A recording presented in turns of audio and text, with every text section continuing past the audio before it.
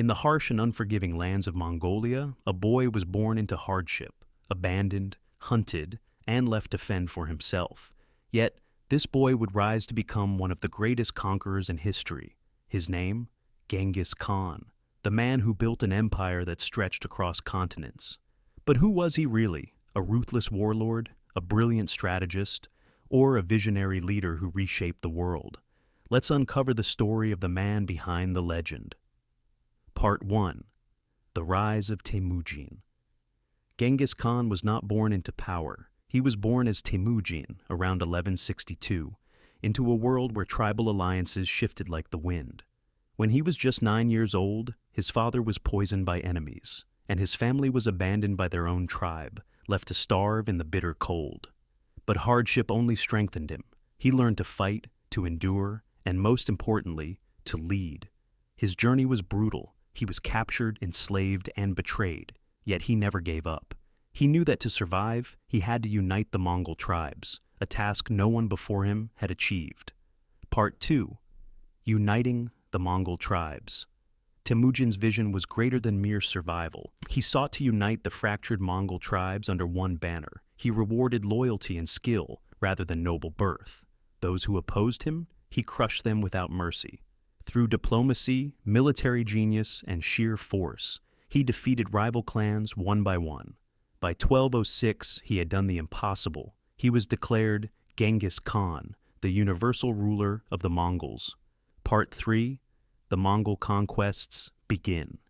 With the Mongol tribes united, Genghis Khan set his sights beyond Mongolia. His first target, the mighty Xia and Jin dynasties of China. He adapted his tactics, using psychological warfare, feigned retreats, and siege weapons to conquer heavily fortified cities. The Jin dynasty, thinking they were invincible behind their walls, soon realized the Mongols were unlike any enemy they had faced. City after city fell, and by 1215, Beijing was in Mongol hands. Part 4. The Invasion of the Islamic World. But Genghis Khan was not done.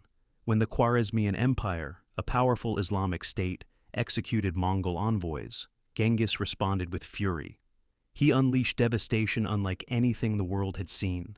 Entire cities were burned to the ground, populations massacred, and the empire erased from history. This was not just war, it was vengeance. Part 5. The Mongol Empire at its peak. By the 1220s, Genghis Khan ruled the largest land empire the world had ever seen. But he was not just a conqueror. He was a ruler. He introduced laws, religious tolerance, a postal system, and even trade routes that connected the East and West, forming the legendary Silk Road.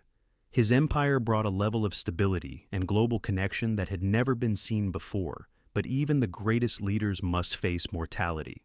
Part 6. The Death of Genghis Khan and His Legacy.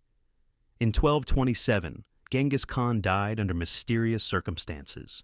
Some say he fell from a horse, others claim he was wounded in battle. His burial site remains a secret, hidden deep in Mongolia.